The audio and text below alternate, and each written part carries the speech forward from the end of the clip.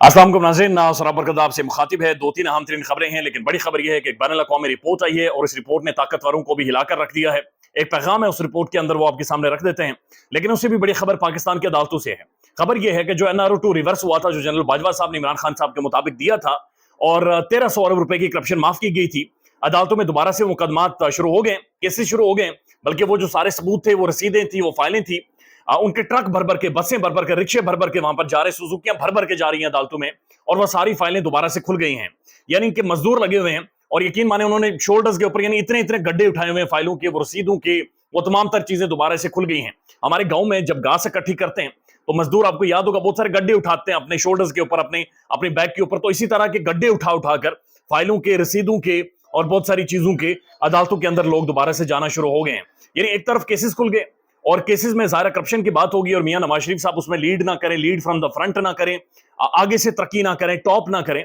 और जरदारी साहब उनको, उनकी सेकंड डिवीजन ना हो, तो ये तो मुमकिन नहीं हो सकता। तो लिहाजा इन दोनों के लिए बड़ी मुश्किलात हो गई हैं। लेकिन खासतौर पर मियां मोहम्मद नवाज शरीफ साहब, जो हमारे कायद भी हैं, मसीहा जिनके बारे में पाकिस्तान में कहा जाता है कि मियां साहब आएंगे तो यहाँ पर तबाही फिर जाएगी, दूध और शहद, यानी हम लोग खोदेंगे तो जमीन से दूध और शहद की नहरें यहां से हमें बहती हुई पाकिस्तान में नजर आएंगी। उनके बारे में कहा जा रहा था कि 21 अक्टूबर को वो आएंगे, फकीदुल मिसाल इस्तकबाल होगा, 1 मिलियन प्लस बंदा एयरपोर्ट पर जाएगा, रोला पड़ेगा। लेकिन अब जो खबरें आ रही हैं, खबरें ये हैं कि नून लीग की जो ज़ैली कमेटीज थी, जो इन्होंने बनाई थी कि लोगों को इकट्ठा करें, लोगों को मैसेजेस दें और पैगाम दें कि मियां मोहम्मद नवाज शरीफ वापस आ रहे हैं, उनके इस्तकबाल के लिए आए। तो खबरें ये आ रही हैं कि लोगों ने आगे हाथ में उठाए हुए त्रप्पड़, और लोग त्रप्पड़ उठाकर कह रहे हैं कि जनाब मियां साहब तो वापस आ रहा है। वो लंदन में चले गए थे, भाग गए थे, यहां से फक्की दे गए थे अदालतों को, और वहां पर जाकर लंबे कोट पहनते रहे, कॉफीज पीते रहे, बहुत बड़ी बड़ी गाड़ियां, दरवाजा भी उनके खोलने के लिए बंदा खड़ा था। हमारे यहाँ पे बच्चे मर गए हैं, हमारा यहाँ पे सब कुछ लुट गया है, हम बर्बाद हो गए हैं, हमें रोटी खाने को नहीं है, और तुम लोग यहाँ पर आकर कह रहे हो कि मियां के इस्तकबाल में जाकर हम नाचें। तो इतलात ये है कि लोगों ने हाथों में त्रप्पड़ उठाए हुए और लोग जाने को तैयार नहीं है। इस वजह से एयरपोर्ट के बजाय मीनार पाकिस्तान का इंतखाब किया गया कि वहां पर जलसा किया जाए, और उसके लिए जो दलील दी जा रही है वो दी जा रही है कि जनाब बहुत सारे मैरिज हॉल्स हैं, और जुलूस की वजह से ट्रैफिक रुक जाएगा, और मैरिज हॉल में शादियां होने वाली हैं, और शादियां डिस्टर्ब हो जाएंगी। शादियों के बाद लोगों ने हनीमून पे जाना है, तो हनीमून का जो पैकेज है, वो जो सारे मामला थे, प्रोसेस है, वो ना डिस्टर्ब हो जाए, तो इसलिए हम वहां पर जा रहे थे। नहीं, अजीब और गरीब किस्म के दलाइल हैं। मियां साहब शौकीन है कि जब वो एयरपोर्ट पर आए उनका इस्तकबाल किया जाए। और मियां साहब जब आए थे अपनी बेटी के साथ एक दफा, तो आपको याद होगा कि शहबाज शरीफ साहब भी एयरपोर्ट नहीं पहुंचे थे, तो इस दफा फिर मियां साहब को फकी दिए इन सब ने मिलकर कि हम लोग एयरपोर्ट नहीं आ रहे। तो मियां साहब का जो फकीदुल मिसाल जो इस्तकबाल होना था, और पाकिस्तान में जो साफी हमारे कानों में ठोंस रहे थे, हमें लगातार पढ़ा रहे थे, हमें बाकायदा से कन्विंस कर गए थे, और जो टाउट्स बने हुए थे, जो कह रहे मियां आएगा तो लग जाएगा, छलांगे मार रहे थे बहुत सारे साफी, बल्कि उन्होंने शर्ट के बटन खोल दिए थे। यानी उठ उठ कर भागते थे कि मियां आएगा तो इनकलाब आ जाएगा, तबाही फिर जाएगी, यहाँ पर जनाब मियां मियां हो जाएगी, और यहाँ पर सड़कों के ऊपर आपको मियां की तस्वीरें, स्केचेस और मियां के नाम, गाने, रिंगटोन्स आपको मोबाइल फोन के ऊपर बजते हुए नजर आएंगी। तो खबर यह है कि मियां साहब शायद पाकिस्तान ना आए, चुके रात की तारीकी में शहबाज शरीफ साहब ने प्रोग्राम बनाया कि भागे भागे दोबारा से अपने मुल्क लंदन जा रहे हैं। यानी शहबाज साहब 1-1.5 दिन के ट्रिप के लिए पाकिस्तान आए और दोबारा से अपने मुल्क लंदन जा रहे हैं, चूंकि प्रॉपर्टीज वहां पर हैं, बच्चे वहां पर हैं, मुल्क की मामलात वहां पर सेटल करने होते हैं, कॉफी वहां पर पीते हैं, वॉक वहां पर करते हैं, हेलो हाई वहां पर करते हैं। तो लिहाजा पाकिस्तान में तो सिर्फ इक्तदार की कुर्सी के लिए मेहमान के तौर पर आते हैं। तो अब वो वापस बरतानिया चले गए। तो शहबाज साहब जो बरतानिया गए, इसने सबके कान खड़े कर दिए कि असल में हुआ क्या है। मियां साहब ने एक तकरीर की, और तकरीर के अंदर उन्होंने ललकारा, उन्होंने कहा कि मैं जनरल बाजवा और जनरल फैज का एहतसाब करूंगा। और हम सब जानते हैं कि मियां साहब ने बुनियादी तौर पर एंटी एस्टेब्लिशमेंट एक स्टांस लेने की कोशिश की, और अवाम को बेवकूफ बनाने की कोशिश की कि वो बहुत ज्यादा एंटी एस्टेब्लिशमेंट है, और माजी के जनरल्स के हवाले से उन्होंने एक नैरेटिव बिल्डिंग करने की कोशिश की। यानी ये वही मियां साहब हैं जिन्होंने बीमारी का झूठा बहाना किया, और उसके बाद ख्वाजा आसिफ साहब के मुताबिक इसी एस्टेब्लिशमेंट ने मियां साहब को उनके लिए रास्ते खोले, और उन्हें हेलो बाय बाय टाटा किया कि आप जहाज पर बैठकर लंदन चले जाएं। ये वही एस्टेब्लिशमेंट है जिसके बारे में मियां साहब बातचीत कर रहे हैं, जिनके एक्सटेंशन के ऊपर मियां साहब ने लंदन से होकर दस्तखत करवाए थे कि कर जो दीजिए दस्तखत, और ये भागे भागे आए थे, और इन्होंने जनरल बाजवा साहब को एक्सटेंशन दी थी, और वो सारे एक्सटेंशन के मामलात यहाँ पर पाकिस्तान में हमने चलते हुए देखे थे। तब मियां साहब दोबारा से उनका इनकलाबी रूह जाग गई है, और वो कह रहे हैं कि जनाब मैं इनकलाब लेकर आऊंगा, और मैं माजी के जनरल्स का एहतसाब करूंगा। तो ये मियां साहब फकी दे रहे। मियां साहब लंदन में बैठे रहे, पाकिस्तान में भुरकस निकला, उनके भाई के दौरे हुकूमत में भुरकस निकला, उनका भाई यानी बूट पॉलिश की इंतहा करता रहा। यानी हाद ये है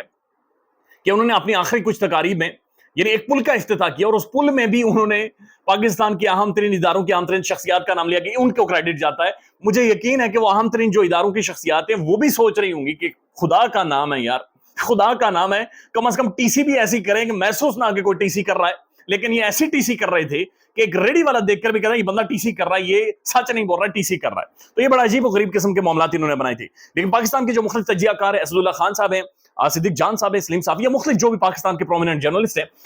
وہ یہ کیا سمجھتے ہیں کہ آخر کن بنیادوں پر شہباز شریف صاحب کو واپس جانا پڑا ہے. ایک تو بنیاد یہ ہے کہ شاید میاں صاحب نے جو اینٹی اسٹیبلشمنٹ سٹانس لیا تو اس سے تشویش پائی گئی، اس سے یہ سوچ پروان چلی کہ میاں صاحب ایک اور شاید ایڈونچر کرنے جا رہے اور نیریٹو بلڈنگ کرنے کی کوشش کریں گے، اور اس نیریٹو میں انسٹیڈ کہ وہ اپنی کارکردگی کے اوپر بات چیت کریں، وہ اداروں کے اوپر ڈائریکٹلی اٹیک کریں گے، اداروں کی شخصیات کا نام لیں گے، اداروں کی شخصیات کے اوپر بات چیت کریں گے. اور یہ باقاعدہ سے بڑا تشویش کی نظر سے دیکھا گیا کہ میاں صاحب یعنی یہ کیا ڈرامہ ہے، یہ کیا ہو رہا ہے. بہت سارے صحافی یہ بھی کہہ رہے ہیں کہ میاں صاحب کے لیے جب راستے کھولے گئے تھے، جب انہیں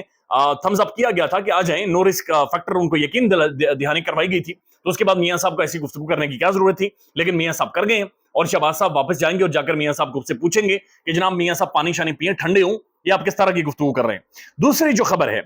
دوسری وجہ شہباز صاحب کے جانے کی، وہ یہ بھی لارجلی ہو سکتی ہے، بتایا جا رہا ہے کہ جو ٹرک بھر بھر کے کیسز کے جا رہے ہیں، نیب نے تقریباً 80 کیسز بحال کر دیے ہیں، کیسز کھول دیے ہیں، ان سب کے کیسز کھول دیے ہیں. نواز شریف صاحب، شہباز شریف صاحب، ان کے بچے، اومنی گروپ، زرداری صاحب، آگے پیچھے ان سب کے کیسز دوبارہ سے کھل گئے ہیں. وہ فائلیں دوبارہ سے کھلیں گی اور سیدھے دوبارہ سے سامنے آئیں گی، اور تمام تک ڈیٹا دوبارہ سے سامنے آئے گا. اس دفعہ کھل کر لوگ پڑھیں گے، اخباروں میں چھپے گا، سوشل میڈیا پر رپورٹ ہوگا. تو اگر کیسز نیب کے کھل رہے ہیں اور پاکستان کی سپریم کورٹ کے سابق فاضل معزز جج عمر عطا بندیال صاحب یہ فیصلہ دے رہے ہیں، تو طلعت حسین صاحب کا اس دن کا ٹویٹ تھا کہ یہ نہ سمجھیں کہ وہ عمر عطا بندیال صاحب نے خود سے کوئی فیصلہ دیا ہے، بلکہ وہ فیصلہ کہاں سے دلوایا گیا ہے یہ سب کو معلوم ہونا چاہیے، اور سب کو پتہ بھی ہے. پاکستان میں بدقسمتی سے یہاں میں لوگ ہیں